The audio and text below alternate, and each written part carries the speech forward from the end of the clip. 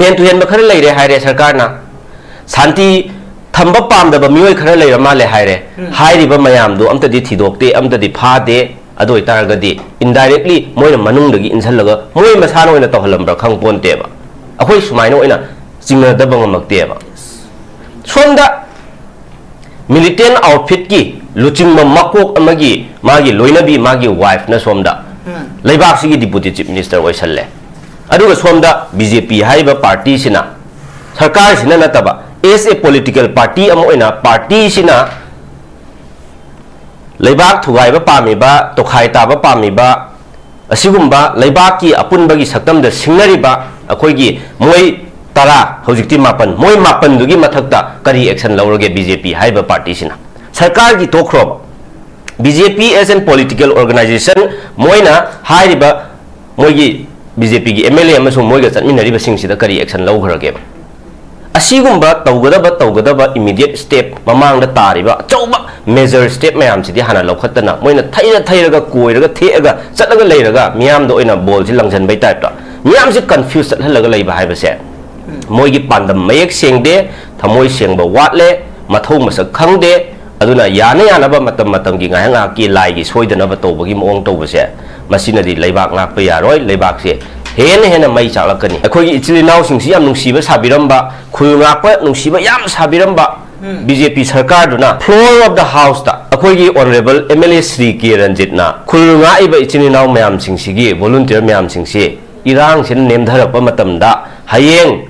शांति हंजल अमदाय स्वाइसिदा अखोय सोइदना मोइजे कैनोम नत्र कैनोम हयेंग लोगी मियेंगदा कैनोम तौरखिनी अवाफमदा तारकनी अदुना मोइगी दमक्ता मोइगी safety and security की दमक्ता मोइगी तुंगी पुंसीदा अयेत अपन लेतनबा प्रोटेक्शन पीबा याबा अदुगुंबा लो अमा सेमहौबा यानाबा रिजोल्यूशन अमा लौसे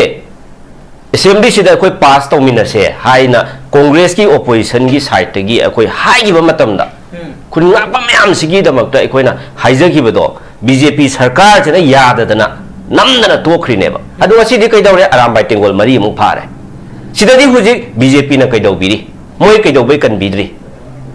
लेबाकसु मोयना थुगाइबा युमजु मई मोयना थादोकपा मीजु मोयना हातोकपा अदुना इरमदम कनदबा यादेना लेबाकी दमक्ता प्रजाकी दमक्ता चेंथोइबा मयाम सिना ngasi अतताई तारगा अवाफमदा तारि मयाम सिददि बीजेपी की लेरिबा लीडर एमएलए मिनिस्टर मयाम सिना करी वाफम अमु फोंदोकपिरगेबा मखोइगी दमक्ता मोयना करी पाम्बोम तिंगगेबा अदुना तौसन्नबा साजन्नबा नुंसीबा मोइगी फेक लबसे सिगी क्रोकोडाइल टियर से सिना यारोयबा अदुना सिंसियरिटी याम वाटले सिंसियरिटी वाटपसिनाने हिरम खुदिमक्ता सोइरइसे अयना लोइसनजरपदा पोइन अमगा अयना थमजनिंगिसि कइनो हाइबदा मोइना मफम मफम चटलगा अदगी अमा अमा चटलगा कइनो तौरुबगी नत्रगसु शांतिगी पाउजेल पिरुद्रगसु नत्रगना कम्युनिटी लेवल दा अमदा अमदा चटलगा तौबदा खितंग इनकन्वीनियंस लेरे खलसेबा फर्स्ट स्टेप सि हुजिक लेरिबा बीजेपी सरकार सिना इलेक्टेड मेंबर मोय 58 से मोय हुमफु से इलेक्टेड मेंबर सिंग सि हाना फमिननबा होनद्रिसि करिगिनोबा इलेक्टेड मेंबर भाव फमिननबा ngमदबा सरकार सिनादि कदाइदगी तोंगाना लम चटलगा कइनो तौरुदोइनोबा मोय अमता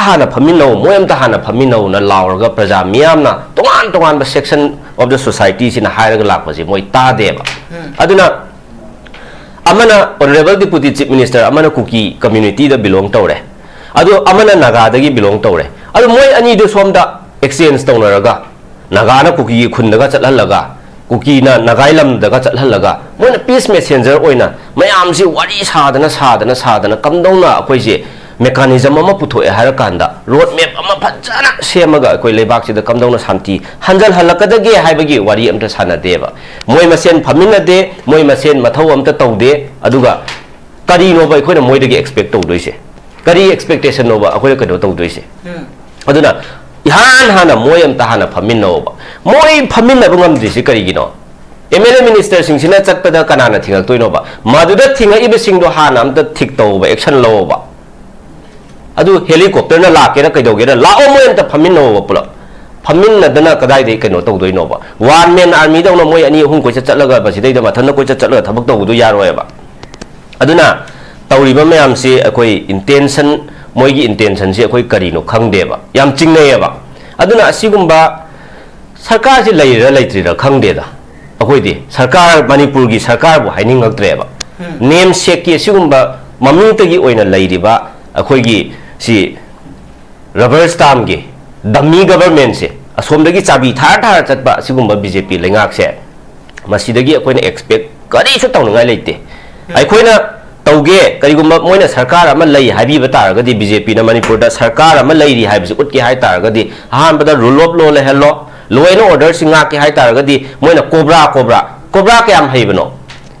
लमिट तुमिट फाम त खंगिरो चिंगमान दा थाजनबदा कना थी फंगदोइबा कैदौदोरिबा लईरिबा मागी स्टेट मिशनरीज फंक्शनरीज मागी लॉ इन्फोर्सिंग एजेंसीज लईरिबा म्याम से एक्टिवेट तौदे लोइना तुमहल थम्मे मखों मखो लोइन पुंजल थम्मे state force Manipur police commando सी मतम अमा लेबाक सिदैदा लॉ एंड ऑर्डर याम फत्ते ना हायरंबा मतम दुदा मयामना हाइनरंबा दुमाइना लालहौबगी मतम अमा यामना कन्ना पिक टाइमिंग ओइगाय मतमदा स्टेट फोर्स सिना अंगंबा शक्ति तौरकांदा थेंगनरगा शांति हंजल हलखिबा नत्रबा अदु ngasi अदुगी स्टेट फोर्स तो सिगी क्रिटिकल जंक्चर सिदा यूटिलाइज तौदबा करिगिनोबा मथौ तौहंदना करिगिनोबा सेंट्रल फोर्स अदुक थुंगरे आर्म फोर्सेस अदुक थुंगरे कंपनी अदुक बटालियन अदुक थुंगरे हारगा कैदौदोइबा लैरिबा स्टेट फोर्स सिदा पावर दो हाना पियोने अदुकान थबक लोइन थोकनेबा अदु सी पुनमक्सिगी हौरब जिउजिक ngasi थमजरी टॉपिक से देखोगी certain elements want to keep Manipur burning same केमसान हाइबनी खोगी सेम ना फोंदो की वाफम से खोगी हुजिक उजान नंदोन सु थंबीरिबा खोगी मणिपुर दा मई सागलिबा कांबू से कनागुम खर लेरब्रा हाइना खोगी लोट लगा फोंदोकपो मानबा खोगी वाफम सिदा खोगी मरोइना मसिदा मणिपुर दा मई सागलिबा सिदी कुकी नार्को टेररिस्ट सिंग खोगी इलीगल इमिग्रेंट सिंग ना ओहनबनी हाइ वाफम दनी कमा यंगबे होजा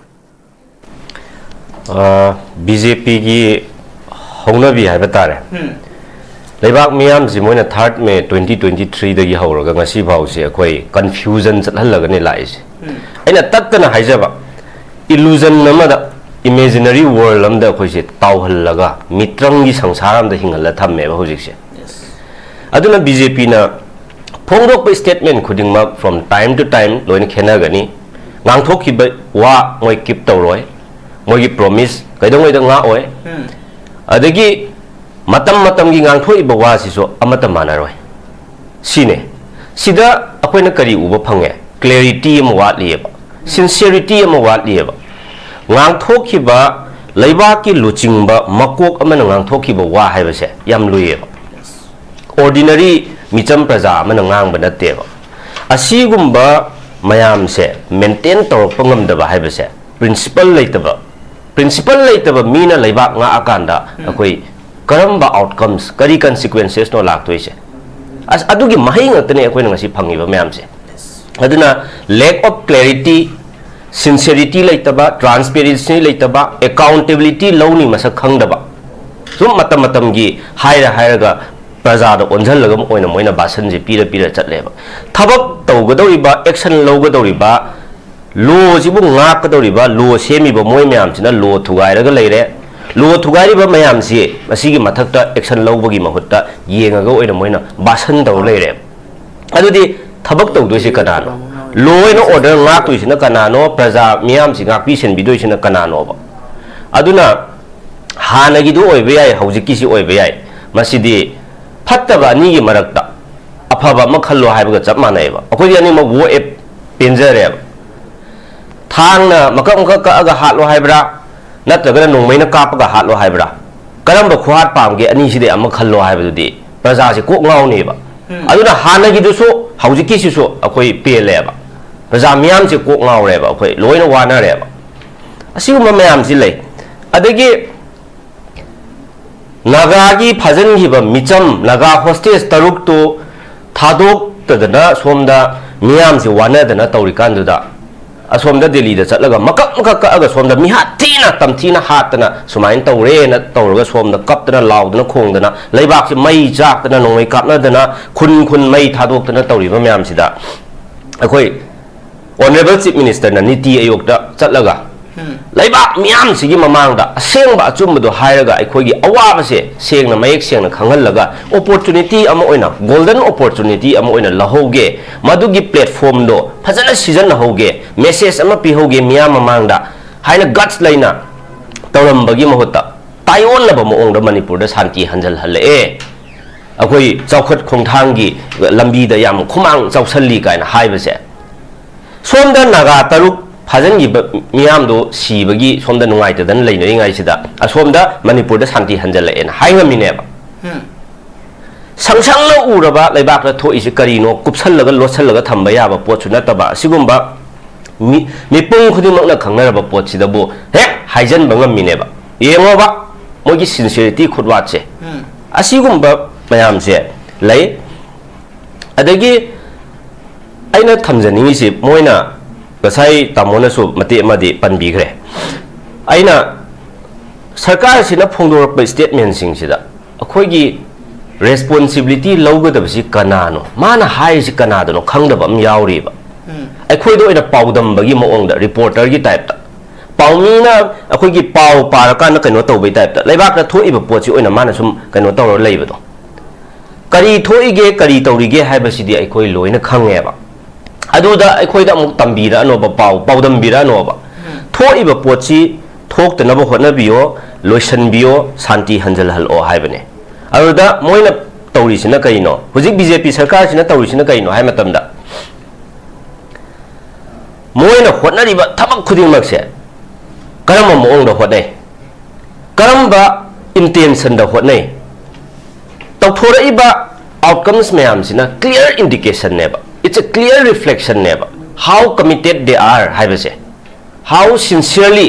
ꯗꯦ are working for the people of Manipur ꯍꯥꯏꯕꯁꯦ ꯉꯁꯤ ꯑꯣꯏꯔꯤꯕ ꯀꯨꯝꯍꯩ ꯃꯌꯥꯝꯁꯦ ꯁꯤꯒꯤ ꯑꯥꯎꯠꯀꯝꯁꯦ ꯁꯤ ꯃꯣꯏꯅ ꯍꯣꯠꯅꯔꯤꯕꯗꯨꯒꯤ ꯔꯤꯐ꯭ꯂꯦꯛꯁꯟꯅꯦꯕ ꯑꯗꯨꯅ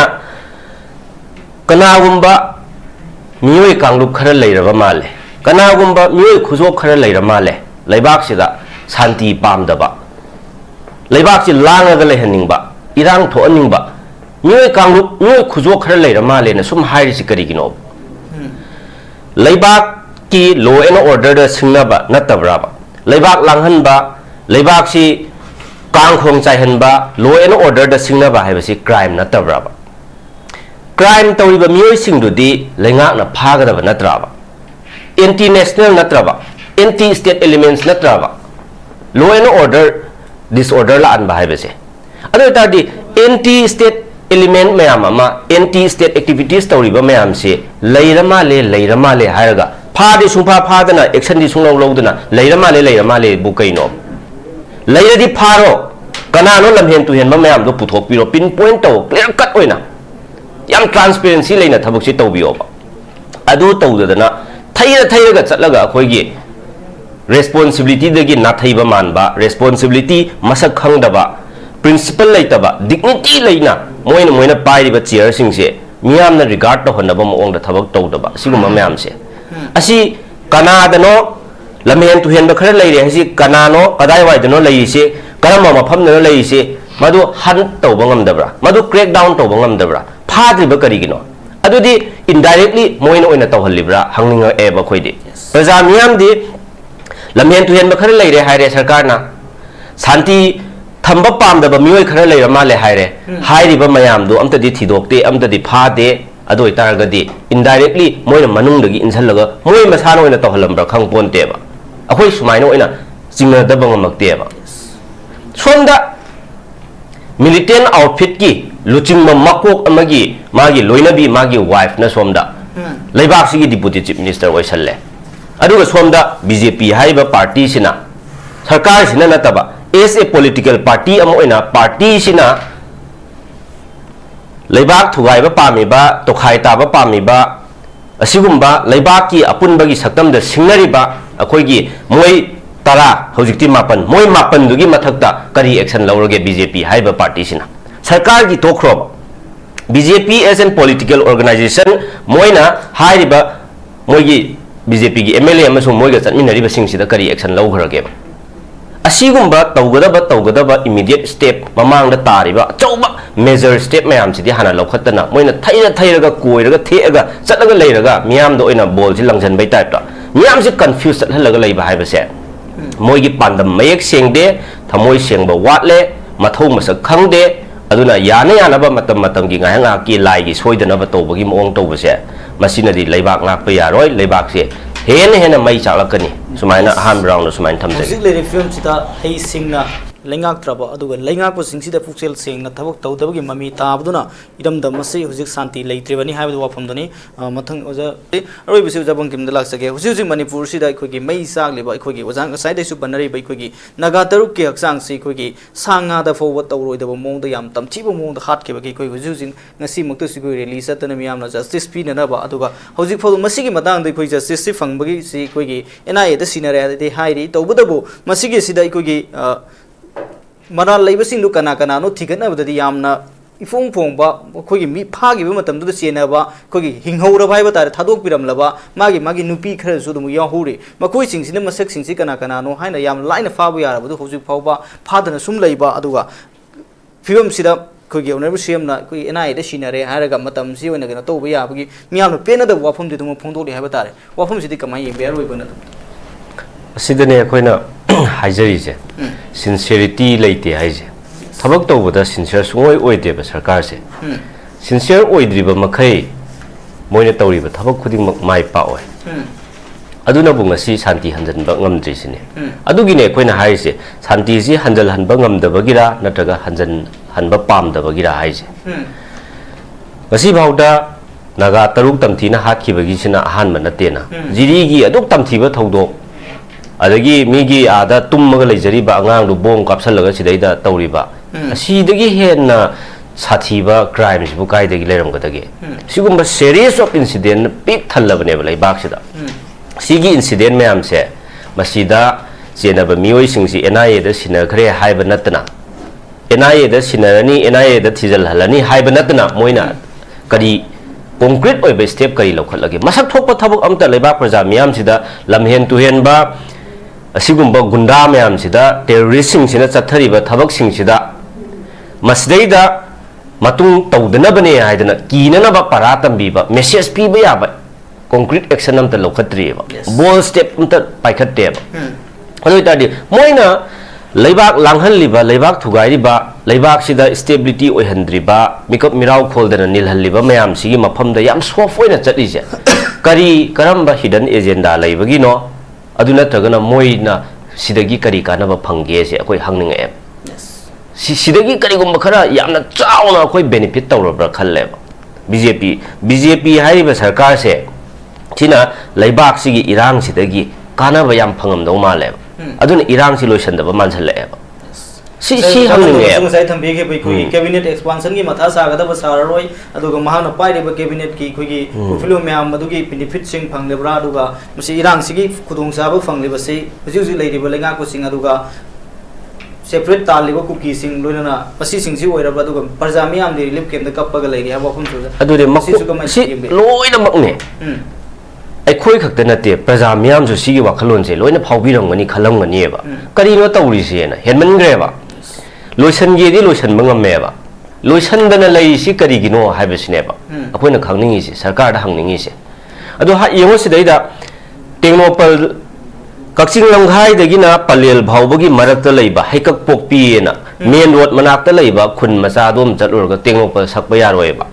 ꯇꯦꯡꯅꯧꯄꯜ ꯆꯠꯂꯨꯕ ꯇꯦꯡꯅꯧꯄꯜ ꯆꯠꯄ ꯁꯛꯄ ꯌꯥꯔꯣꯏꯕ ꯇꯦꯡꯅꯧꯄꯜ ꯃꯣꯔꯦ ꯆꯠꯀꯅꯤ ꯇꯧꯔꯝꯕ ꯑꯣꯅꯔꯦꯕꯜ ꯆꯤꯐ ꯃꯤꯅꯤꯁꯇꯔꯅ ꯉꯁꯤ ꯀꯔꯤꯒꯤꯅꯣ ꯆꯠꯇꯅ ꯇꯨꯃꯤꯟ ꯂꯩꯈ꯭ꯔꯤꯁꯤ ꯀꯔꯤꯒꯤꯅꯣꯕ ꯆꯨꯔꯥꯆꯥꯟꯄꯨꯔ ꯆꯠꯀꯅꯤ ꯍꯥꯏꯔꯝꯃꯒ ꯉꯁꯤ ꯆꯠꯇꯅ ꯇꯨꯃꯤꯟ ꯂꯩꯈ꯭ꯔꯤꯁꯤ ꯀꯔꯤꯒꯤꯅꯣꯕ ꯀꯅꯥ ꯀꯤꯕꯒꯤꯅꯣꯕ ꯁꯤꯗ ꯂꯦꯞꯈ꯭ꯔꯤꯁꯦ ꯀꯅꯥꯅ ꯊꯤꯡꯉꯛꯄꯅꯣ ꯀꯅꯥꯅ ꯑꯌꯦꯠ ꯑꯄꯟ ꯄꯤꯔꯛꯄꯅꯣ ꯅꯠꯇ꯭ꯔꯒꯅ ꯃꯅꯨꯡꯗ ꯀꯔꯤ ꯑꯟꯗꯔꯁꯇꯦꯟꯗꯤꯡ ꯂꯩꯅꯈꯤꯕꯒꯤꯅꯣꯕ ꯊꯤꯡꯉꯛꯄ ꯑꯌꯦꯠꯄ ꯑꯄꯟꯕ ꯄꯤꯔꯛꯄ ꯃꯌꯥꯝꯗꯣ ꯍꯦꯛꯇ ꯂꯣꯒꯤ ꯃꯇꯨꯡ ꯏꯟꯅ ꯎꯠꯊꯥꯏꯔꯒ ꯒꯤꯔꯤ ꯇꯛꯈꯥꯏꯔꯒ ꯇꯧꯔꯒ ꯐꯥꯔꯒ ꯅꯣꯏ ꯑꯗꯨꯃꯥꯏꯅ ꯍꯥꯏꯕ ꯌꯥꯕ꯭ꯔꯥꯅ ꯂꯝꯍꯦꯟ ꯇꯨꯍꯦꯟꯕꯅ ꯇꯧꯔꯒ ꯑꯦꯛꯁꯟ ꯂꯧꯒꯗꯕ ꯅꯠꯇ꯭ꯔꯕ ꯑꯗꯨ ꯂꯧꯗꯕ ꯀꯔꯤꯒꯤꯅꯣꯕ ꯌꯥꯝ ꯁꯣꯐ ꯑꯣꯏꯔꯤꯁꯤ ꯀꯔꯤꯒꯤꯅꯣꯕ ꯃꯤꯆꯝ प्रजाꯗꯅ अरैब मथौना गवर्नमेंट की मेशनरीज फंक्शनरीज खुदिंगमक्सीगी पावर शक्ति पुनमक्तु लोइन सिजनर लेरे एंटी स्टेट एलिमेंट मयाम सिदना अखोई लोइन सॉफ्ट ओइरगा तौर लेरेबा करिनो तौरिसि लेंगाक्सिना तौरिसि करिनो अखोई प्रजा मयाम सि ज्ञान तादरेबा नेशनल हाईवे सिबु मैतै गिरो नेशनल हाईवे सिबु कुकी गिरो नेशनल हाईवे बु नागा गिरो मैतै पांगल गिरोबा नेशनल हाईवे दंगसी थिंगना चलहन यादना फ्री मूवमेंट लेहनद्रिबसिबु करिगिनोबा सी लोन यादबा अनकॉन्स्टिट्यूशनल ओइबा पोटने खंगना सरकार सिना अदुम लेरिसि करिगिनोबा कना लमहेन तुहेन मनोट नेशनल हाईवे द थिंगमिबा मयाम दो फुगेरा फागेरा कापकेरा जेल द थमजनगेरा हाटोकेरा ꯍꯦꯛꯇ ꯊꯣꯝꯃ ꯆꯠꯈꯤꯒꯦꯔꯥ ꯀꯩꯗꯧꯒꯦꯔꯥ ꯍꯥꯏꯕꯗ ꯌꯥꯗ꯭ꯔꯗꯤ ꯂꯣꯗꯣ ꯑꯗꯨꯋꯥꯏꯗ ꯁꯤꯖꯤꯟꯅꯗꯦ ꯍꯥꯏꯕꯅꯤꯗ ꯄꯤꯁ ꯑꯦꯟ ꯅꯣꯔꯃꯦꯜꯁꯤ ꯔꯦꯁꯇꯣꯔ ꯇꯧꯅꯕ ꯂꯩꯕꯥꯛꯁꯤꯗ ꯔꯨꯜ ꯑꯣꯐ ꯂꯣ ꯂꯩ ꯍꯥꯏꯕꯁꯤ ꯈꯪꯍꯜꯂꯀꯥꯟꯗ ꯁ꯭ꯇꯦꯕꯤꯂꯤꯇꯤ ꯑꯃ ꯂꯥꯛꯅꯅꯕ ꯍꯣꯠꯅꯕꯔꯣꯝꯗ ꯁꯔꯀꯥꯔꯁꯤ ꯃꯥꯏ ꯑꯝꯇ ꯑꯣꯟꯁꯤꯟꯗ꯭ꯔꯦ ꯀꯗꯥꯏꯗꯅꯣꯃ ꯆꯠꯂꯒ ꯊꯩꯔꯒ ꯂꯩꯔꯦ ꯃꯁꯤꯗꯅꯦꯕ ꯑꯩꯈꯣꯏꯅ ꯌꯥꯝ ꯀꯟꯐ꯭ꯌꯨꯁ ꯆꯠꯂꯤꯁꯦ ꯑꯩꯈꯣꯏ ꯉꯛꯇꯕ ꯉꯝꯗꯦꯕ ꯁ꯭ꯋꯥꯏꯁꯦ ꯑꯗꯒꯤ ꯍꯧꯖꯤꯛ ꯀꯩꯗꯧꯔꯦ ꯂꯩꯕꯥꯛꯀꯤꯗꯃꯛꯇ ꯌꯥꯝ ꯈꯟꯕꯤꯕ ꯑꯩꯈꯣꯏꯒꯤ ꯏꯆꯤꯜ ꯏꯅꯥꯎꯁꯤꯡꯁꯤ ꯌꯥꯝ ꯅꯨꯡꯁꯤꯕ ꯁꯥꯕꯤꯔꯝꯕ ꯈꯨꯜ ꯉꯥꯛꯄ ꯅꯨꯡꯁꯤꯕ ꯌꯥꯝ ꯁꯥꯕꯤꯔꯝꯕ BJP ꯁꯔꯀꯥꯔꯗꯨꯅ ꯐ꯭ꯂꯣꯔ ꯑꯣꯐ ꯗ ꯍꯥꯎꯁꯇ ꯑꯩꯈꯣꯏꯒꯤ ꯑꯣꯅꯔꯦꯕꯜ MLA శ్ꯔꯤ ꯀꯦ ꯔꯟꯖꯤꯠꯅ ꯈꯨꯜ ꯉꯥꯛꯏꯕ ꯏꯆꯤꯜ ꯏꯅꯥꯎ ꯃꯌꯥꯝꯁꯤꯡꯁꯤꯒꯤ ꯚꯣꯂꯨꯟꯇꯤꯌꯔ ꯃꯌꯥꯝꯁꯤꯡꯁꯤ ꯏꯔꯥꯡꯁꯤꯅ ꯅꯦꯝꯊꯔꯛꯄ ꯃꯇꯝꯗ ꯍꯌꯦꯡ ꯁꯥꯟꯇꯤ ꯍꯟꯖꯜꯂꯛꯑꯝꯗꯥꯏ ꯁ꯭ꯋꯥꯏꯁꯤꯗ ꯑꯩꯈꯣꯏ ꯁꯣꯏꯗꯅ ꯃꯣꯏꯁꯤ ꯀꯩꯅꯣꯝ ꯅꯠꯇ꯭ꯔꯒ ꯀꯩꯅꯣꯝ ꯍꯌꯦꯡ ꯂꯣꯒꯤ ꯃꯤꯠꯌꯦꯡꯗ ꯀꯩꯅꯣꯝ ꯇꯧꯔꯛꯈꯤꯅꯤ ꯑꯋꯥꯐꯝꯗ ꯇꯥꯔꯛꯀꯅꯤ ꯑꯗꯨꯅ ꯃꯣꯏꯒꯤꯗꯃꯛꯇ ꯃꯣꯏꯒꯤ ꯁꯦꯐꯇꯤ ꯑꯦꯟ ꯁꯦꯀ꯭ꯌꯨꯔꯤꯇꯤꯒꯤꯗꯃꯛꯇ ꯃꯣꯏꯒꯤ ꯇꯨꯡꯒꯤ ꯄꯨꯟꯁꯤꯗ ꯑꯌꯦꯠ ꯑꯄꯟ ꯂꯩꯇꯅꯕ ꯄ꯭ꯔꯣꯇꯦꯛꯁꯟ ꯄꯤꯕ ꯌꯥꯕ ꯑꯗꯨꯒꯨꯝꯕ ꯂꯣ ꯑꯃ ꯁꯦꯝꯍꯧꯕ ꯌꯥꯅꯕ ꯔꯤꯖꯣꯂꯨꯁꯟ ꯑꯃ ꯂꯧꯁꯦ ꯑꯦꯁꯦꯝꯕ꯭ꯂꯤꯁꯤꯗ ꯑꯩꯈꯣꯏ ꯄꯥꯁ ꯇꯧꯃꯤꯟꯅꯁꯦ ꯍꯥꯏꯅ ꯀꯣꯡꯒ꯭ꯔꯦꯁꯀꯤ ꯑꯣꯄꯣꯖꯤꯁꯟꯒꯤ ꯁꯥꯏꯠꯇꯒꯤ ꯑꯩꯈꯣꯏ ꯍꯥꯏꯈꯤꯕ ꯃꯇꯝꯗ ꯈꯨꯟ ꯉꯥꯛꯄ ꯃꯌꯥꯝꯁꯤꯒꯤꯗꯃꯛꯇ ꯑꯩꯈꯣꯏꯅ ꯍꯥꯏꯖꯈꯤꯕꯗꯣ BJP ꯁꯔꯀꯥꯔꯁꯤꯅ ꯌꯥꯗꯗꯅ ꯅꯝꯗꯅ ꯇꯣꯛꯈ꯭ꯔꯤꯅꯦꯕ ꯑꯗꯣ ꯉꯁꯤꯗꯤ ꯀꯩꯗꯧꯔꯦ ꯑꯔꯥꯝꯕꯥꯏ ꯇꯦꯡꯒꯣꯜ ꯃꯔꯤ ꯑꯃꯨꯛ ꯐꯥꯔꯦ ꯁꯤꯗꯗꯤ ꯍꯧꯖꯤꯛ BJPꯅ ꯀꯩꯗꯧꯕꯤꯔꯤ ꯃꯣꯏ ꯀꯩꯗꯧꯕꯩ ꯀꯟꯕꯤꯗ꯭ꯔꯤ ꯂꯩꯕꯥꯛꯁꯨ ꯃꯣꯏꯅ ꯊꯨꯒꯥꯏꯕ ꯌꯨꯝꯁꯨ ꯃꯩ ꯃꯣꯏꯅ ꯊꯥꯗꯣꯛꯄ ꯃꯤꯁꯨ ꯃꯣꯏꯅ ꯍꯥꯠꯇꯣꯛꯄ ꯑꯗꯨꯅ ꯏꯔꯝꯗꯝ ꯀꯟꯗꯕ ꯌꯥꯗꯦꯅ ꯂꯩꯕꯥꯛꯀꯤꯗꯃꯛꯇ ꯄ꯭ꯔꯖꯥꯒꯤꯗꯃꯛꯇ ꯆꯦꯟꯊꯣꯛꯏꯕ ꯃꯌꯥꯝꯁꯤꯅ ꯉꯁꯤ ꯑꯇꯇꯥꯏ ꯇꯥꯔꯒ ꯑꯋꯥꯐꯝꯗ ꯇꯥꯔꯤꯕ ꯃꯌꯥꯝꯁꯤꯗꯗꯤ BJPꯒꯤ ꯂꯩꯔꯤꯕ ꯂꯤꯗꯔ MLA ꯃꯤꯅꯤꯁꯇꯔ ꯃꯌꯥꯝꯁꯤꯅ ꯀꯔꯤ ꯋꯥꯐꯝ ꯑꯃ ꯐꯣꯡꯗꯣꯛꯄꯤꯔꯒꯦꯕ ꯃꯈꯣꯏꯒꯤꯗꯃꯛꯇ ꯃꯣꯏꯅ ꯀꯔꯤ ꯄꯥꯝꯕꯣꯝ ꯇꯤꯡꯉꯒꯦꯕ ꯑꯗꯨꯅ ꯇꯧꯁꯟꯅꯕ ꯁꯥꯖꯟꯅꯕ ꯅꯨꯡꯁꯤꯕ ꯃꯣꯏꯒꯤ ꯐꯦꯛ ꯂꯞꯁꯦ ꯁꯤꯒꯤ ꯀ꯭ꯔꯣꯀꯣꯗꯥꯏꯜ ꯇꯤꯌꯔꯁꯦ ꯁꯤꯅ ꯌꯥꯔꯣꯏꯕ ꯑꯗꯨꯅ ꯁꯤꯟꯁꯤꯌरिटी ꯌꯥꯝ ꯋꯥꯠꯂꯦ ꯁꯤꯟꯁꯤꯌरिटी ꯋꯥꯠꯄꯁꯤꯅꯅꯦ ꯍꯤꯔꯝ ꯈꯨꯗꯤꯡꯃꯛꯇ ꯁꯣꯏꯔꯛꯏꯁꯦ ꯑꯩꯅ ꯂꯣꯏꯁꯤꯟꯖꯔꯛꯄꯗ ꯄꯣꯏꯟ ꯑꯃꯒ ꯑꯩꯅ ꯊꯝꯖꯅꯤꯡꯉꯤꯁꯤ ꯀꯩꯅꯣ ꯍꯥꯏꯕꯗ ꯃꯣꯏꯅ ꯃꯐꯝ ꯆꯠꯂꯒ ꯑꯗꯒꯤ ꯑꯃ ꯆꯠꯂꯒ ꯀꯩꯅꯣ ꯇꯧꯔꯨꯕꯒꯤ ꯅꯠꯇ꯭ꯔꯒꯁꯨ ꯁꯥꯟꯇꯤꯒꯤ ꯄꯥꯎꯖꯦꯜ ꯄꯤꯔꯨꯗ꯭ꯔꯒꯁꯨ ꯅꯠꯇ꯭ꯔꯒꯅ ꯀꯝꯃ꯭ꯌꯨꯅꯤꯇꯤ ꯂꯦꯚꯦꯜꯗ ꯑꯃꯗ ꯆꯠꯂꯒ ꯇꯧꯕꯗ ꯈꯤꯇꯪ ꯏꯟꯀꯟꯚꯤꯅꯤꯌꯦꯟꯁ ꯂꯩꯔꯦ ꯈꯜꯂꯁꯦꯕ ꯐꯥꯔꯁ 스ꯇꯦꯞꯁꯤ ꯍꯧꯖꯤꯛ ꯂꯩꯔꯤꯕ BJP ꯁꯔꯀꯥꯔꯁꯤꯅ ꯏꯂꯦꯛꯇꯦꯠ ꯃꯦꯝꯕꯔ ꯃꯣꯏ 59ꯁꯦ ꯃꯣꯏ 60ꯁꯦ ꯏꯂꯦꯛꯇꯦꯠ ꯃꯦꯝꯕꯔꯁꯤꯡꯁꯤ ꯍꯥꯟꯅ ꯐꯝꯃꯤꯟꯅꯅꯕ ꯍꯣꯠꯅꯗ꯭ꯔꯤꯁꯤ ꯀꯔꯤꯒꯤꯅꯣꯕ ꯏꯂꯦꯛꯇꯦꯠ ꯃꯦꯝꯕꯔ ꯐꯥꯎꯕ ꯐꯝꯃꯤꯟꯅꯕ ꯉꯝꯗꯕ ꯁꯔꯀꯥꯔꯁꯤꯅꯗꯤ ꯀꯗꯥꯏꯗꯒꯤ ꯇꯣꯉꯥꯟꯅ ꯂꯝ ꯆꯠꯂꯒ ꯀꯩꯅꯣ ꯇꯧꯔꯨꯗꯣꯏꯅꯣꯕ ꯃꯣꯏ ꯑꯝꯇ ꯍꯥꯟꯅ ꯐꯝꯃꯤꯟꯅꯧ ꯃꯣꯏ ꯑꯝꯇ ꯍꯥꯟꯅ ꯐꯝꯃꯤꯟꯅꯧꯅ ꯂꯥꯎꯔꯒ ꯄ꯭ꯔꯖꯥ ꯃꯤꯌꯥꯝꯅ ꯇꯣꯉꯥꯟꯕ ꯁꯦꯛꯁꯟ ꯑꯣꯐ ꯗ ꯁꯣꯁꯥꯏꯇꯤꯁꯤꯅ ꯍꯥꯏꯔꯒ ꯂꯥꯛꯄꯁꯦ ꯃꯣꯏ ꯇꯥꯗꯦꯕ ꯑꯗꯨꯅ amana honorable deputy chief minister amana kuki community da belong tawre adu amana naga da gi belong tawre adu moi ani du somda exchange tawnaraga naga na kuki khundaga chathalaga kuki na nagailam daga chathalaga moi peace messenger oina mayam si wari sadana kamdona akoi je mechanism ama puthoe hara kanda road map ama phajana semaga akoi lebak si da kamdona shanti hanjal halakadage haibagi wari amta sanadeba moi masen phamina de moi masen mathau amta taude aduga kari no ba akoi na moi dege expect tawdoise kari expectation no ba akoi ka do tawdoise aduna ihan hana moi amta hana phamina ba moi phamina bangam disi kari gino MLA minister sing sina chatpada kanana thingak toino ba maduda thinga ibe sing do hana amta thik taw ba action lo ba adu helicopter na la kera kai dogera la o moy anta phamin no pula phamin na dana kadai dei kai no tau doi no ba one man army da no moy ani hum ko chatlaga ba sidai da mathan ko chatlaga thabak tau du yaro ba aduna tawri ba mayam si akoi intention moy gi intention si akoi kari no khangde ba yam chingnei ba aduna asigumba sarkar si leira leitri da khangde da akoi di sarkar manipur gi sarkar bu haining ngaktre ba name sek ki asigumba maming ta gi oina leiri ba akoi gi si rubber stamp gi dummy government se asom dagi chabi thar chatba sigumba BJP lengak se masidagi akoina expect kari su tawnangai leite aikoina tauge karigumba moina sarkar ama lei habi bataragadi BJP na manipur da sarkar ama leiri haibisi utki hai taragadi han bada rule of law le hello law and order singa ki hai taragadi moina cobra kyam haibano lamit tumit phom ta khang gi roi chingman da thajan bada kana thi phangdoi ba kai dodori ba Lairiba magi state machineries functionaries magi law enforcing agencies lairiba mayam si activate tawde loina tumhal la thamme makhong makhot loin punjal la thamme state force manipur police commando si matam mama leibak sidai da law and order yam phatte na hairamba matam du da mayam na hainaramba du maina lalhobagi matam ama yamna kanna peak timing oringai matamda state force sina angamba sakti tawrakanda thengnaraga shanti hanjal halakhiba natraba adu ngasidi adugi state force to sigi critical juncture sida utilize tawdaba kariginoba mathau tawhandana kariginoba central force aduk thungare armed forces aduk thungare company aduk battalion aduk thungare haraga kaidawdoiba lairiba state force sida power do hana pione adu kan thabak loin thokaneba adu si punamak sigi hawrakpham di karino lack of sincerity lack of will adugumba mayam se wat panane si wat isi karigino moi irang pambagira loisandaba pamabra haibase asi neba khoina hangningise sumain thamjage yes namoizai nasi khana